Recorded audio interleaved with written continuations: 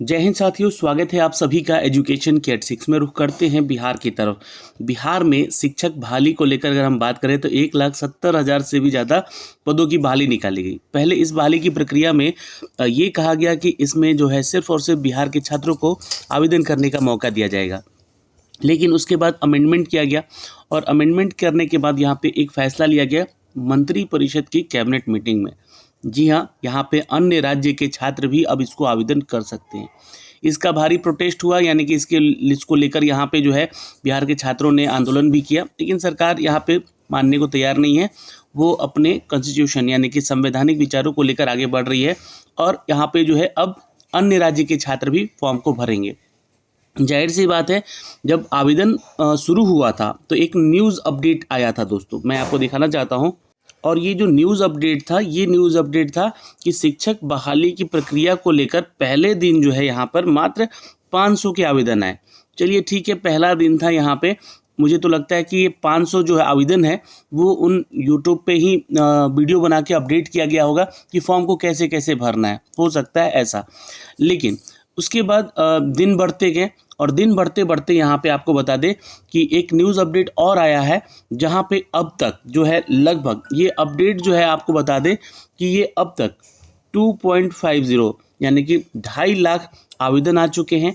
3 दिन पहले संख्या यहाँ पर मात्र 1,32,000 की थी।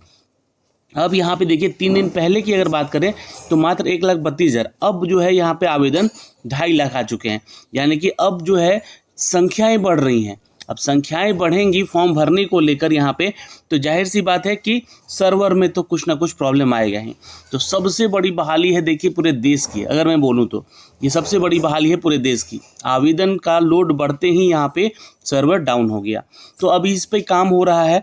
और अगर आप लोग अभी जाके ऑफिशियल इसका जो अपडेट देखेंगे यहाँ पे, है ना, ये ऑफिशियल अपडेट देखेंगे इसके ऑफिशियल वेबसाइट से जाके, तो जैसे ही आप ये ऑनलाइन वाले सेक्शन पे क्लिक करते हैं, ये यहाँ पे आएंगे और इस पेज को ओपन जैसे ही करते हैं तो ये आपके सामने ओपन हो जाएगा ये पेज।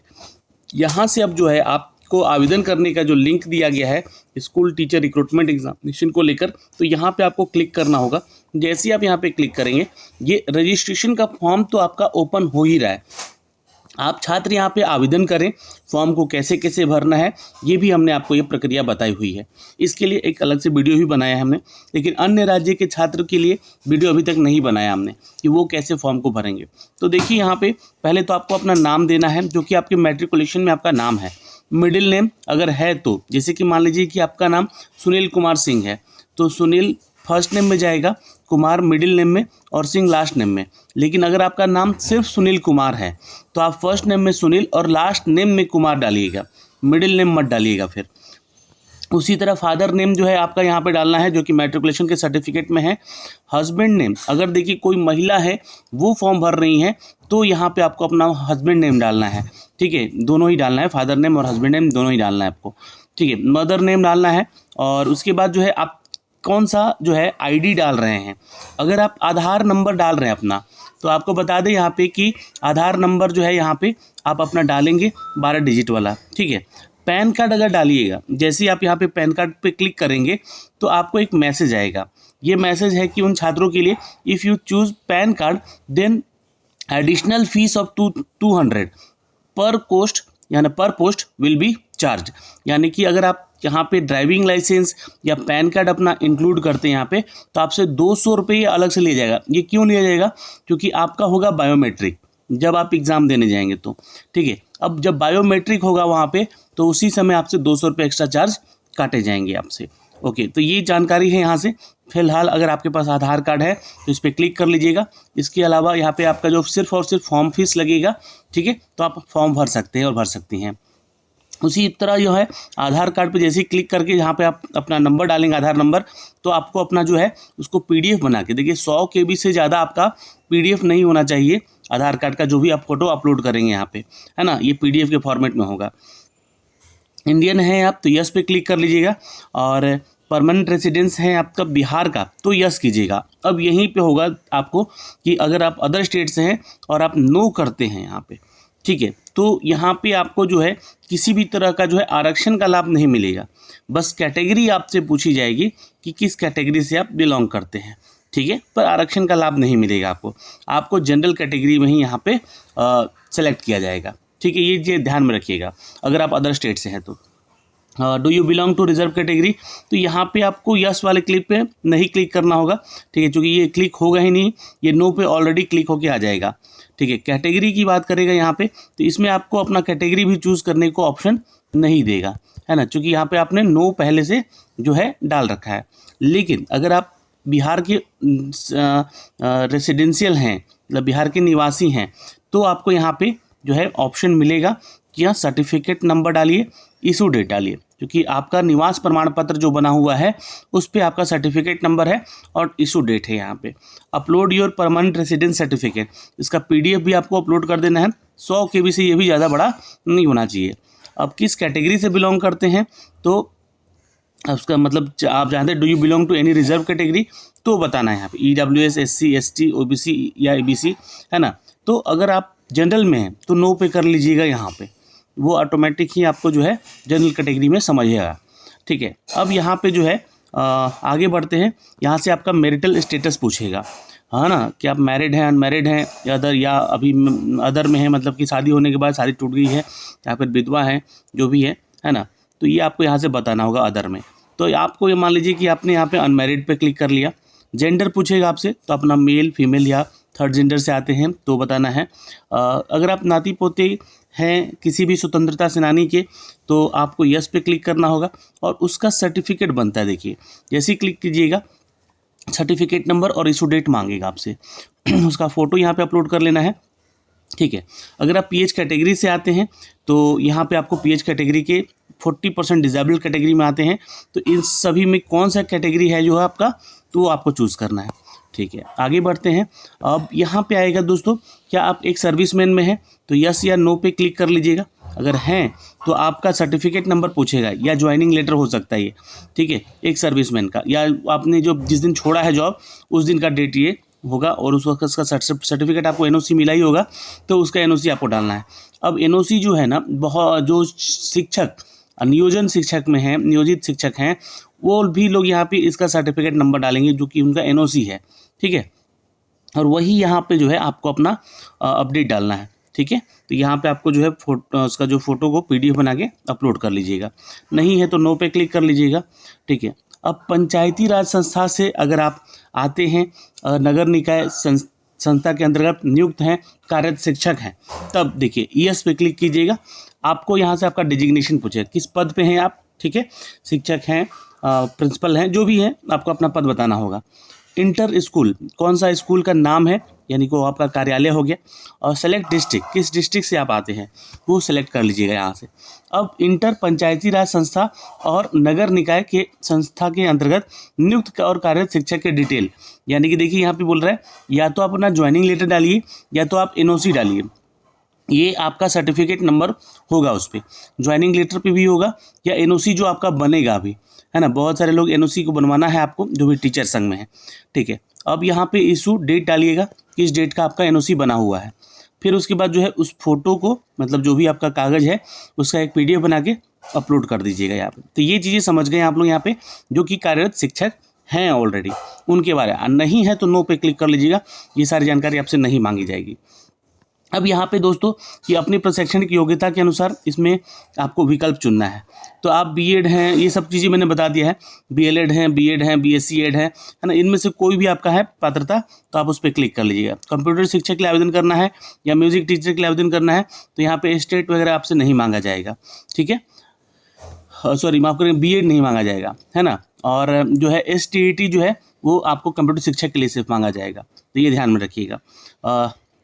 आपके द्वारा उत्तीर्ण पात्रता दक्षता परीक्षा, क्योंकि 2012 से पहले नियुक्त कार्यरत शिक्षक हैं, उनकी यहाँ पे पात्रता परीक्षा या फिर केवल दक्षता परीक्षा उन्होंने पास किया है, वो आपको जानकारी देनी है यहाँ पे। डेट ऑफ बर्थ और अपना एड्रेस डाल के फाइनली यहाँ पर रजिस्टर कर लीजिएगा। तो रजिस्ट्रेशन का जो है फॉर्मेट यहाँ पे ओपन हो चुका है, रजिस्ट्रेशन हो रहा है, लेकिन जैसे ही आप यहाँ पे एप्लीकेशन फॉर्म भरने जाते हैं तो वहाँ पे प्रॉब्लम आ रही है, सर्वर डाउन है यहाँ पे, जिसको लेकर ये आज का न्यूज़ भी अपडेट होकर आया है। लेकिन यहाँ पे ध्यान में रखिएगा, ये अभी तक जो है डेट में कोई बदलाव नहीं किया गया है, परीक्षा को लेकर 24 से लेकर 27 अगस्त तक आपकी परीक्षा होनी है। लेकिन यहाँ पे एक बात कही गई है कि सर्वर डाउन रहने के कारण अभ्यर्थियों को कंपनसेट करने का विचार भी हो रहा है और सर्वर की स्थिति यहाँ पे जल्द नहीं सुधरी तो आवेदन की तिथि भी यहाँ पे बढ़ सकती है, पर परीक्षा की तिथि में प्रभावित नहीं होगी। यह पहले से निर्धारित थी और उसी पे होगी। यहाँ पे ये माननीय हमारे अतुल प्रसाद जी ने अपडेट भी दिया है और ये बात भी कही थी उन्होंने। देर रात आवेदन करने को लेकर यहाँ पे स्थिति में सर्वर में काफ़ी लोड आया, जिसके चलते यहाँ पे जो है काफ़ी सुधार करने का कोशिश किया गया है। आवेदन में परेशानी नहीं होगी। साथ ही सुबह के समय भी आवेदन करने की स्थिति में सर्वर पर लोड कम रहता है। तो आप थोड़ा सा मॉर्निंग आवर में आप या तो कीजिए या तो रात में कीजिए आवेदन, है ना, तो हो सकता है कि आपका जो है फॉर्म यहाँ पे आराम से भरा जा सकेगा। ठीक है, लेकिन ध्यान में रखिएगा अगर ये प्रॉब्लम बना रहा तो आपका जो है एक्सटेंड हो सकता है एग्ज़ाम डेट, है ना। एग्ज़ाम डेट नहीं, आपका जो सॉरी है फॉर्म भरने का डेट, और एग्ज़ाम डेट में कोई बदलाव नहीं होगा। अभी तक ये जानकारी यहाँ से दी जा रही है। फॉर्म कितना भरा गया है तो टोटल अभी 2.5 लाख फॉर्म भरा जा चुका है। ठीक है, तो जो भी लोग अभी तक फॉर्म नहीं भरे हैं 12 जुलाई लास्ट डेट है आवेदन करने का। अगर ये डेट बढ़ता है तो वेल गुड है, नहीं तो और भी हम चीज़ें अपडेट करेंगे। डेट बढ़ेगा उसके बारे में भी बताएंगे।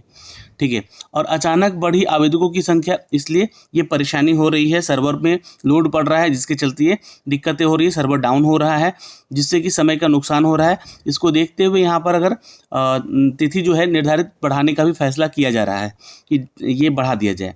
लेकिन यहाँ पे बता दें कि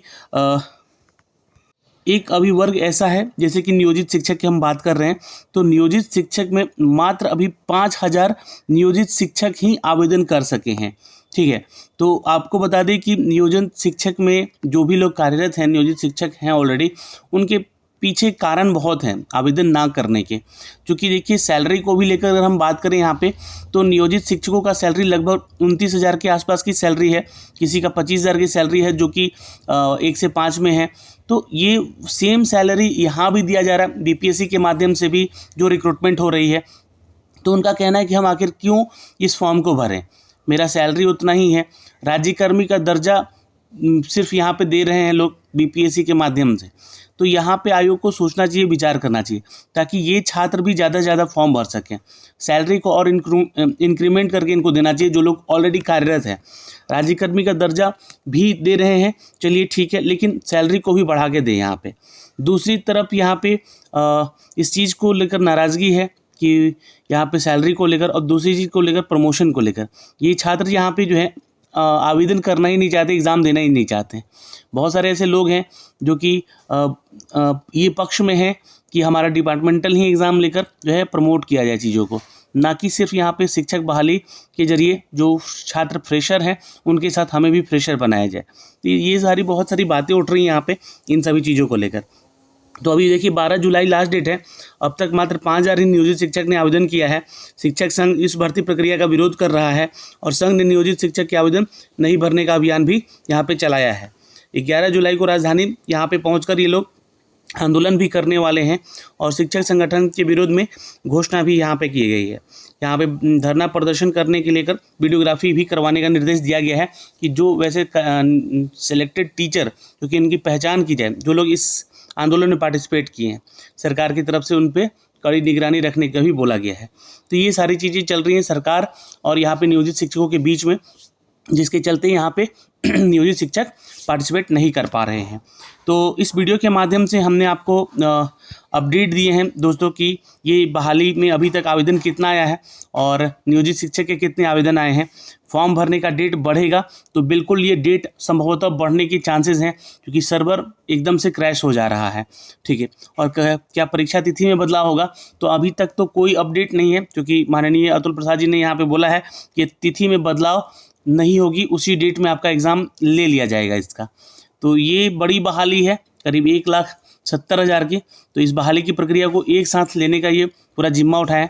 तो डेट में भी एक्सटेंड अगर इसका होता है फॉर्म भरने को लेकर, तो शायद एग्ज़ाम के डेट में भी एक्सटेंशन मिल सके आप लोगों को। लेकिन आप अपनी तैयारी में रहिए, तैयार होकर एग्ज़ाम की प्रिपरेशन करते रहें। चलिए अभी के लिए इस वीडियो में इतना ही, फिर मिलेंगे अगले वीडियो में। धन्यवाद।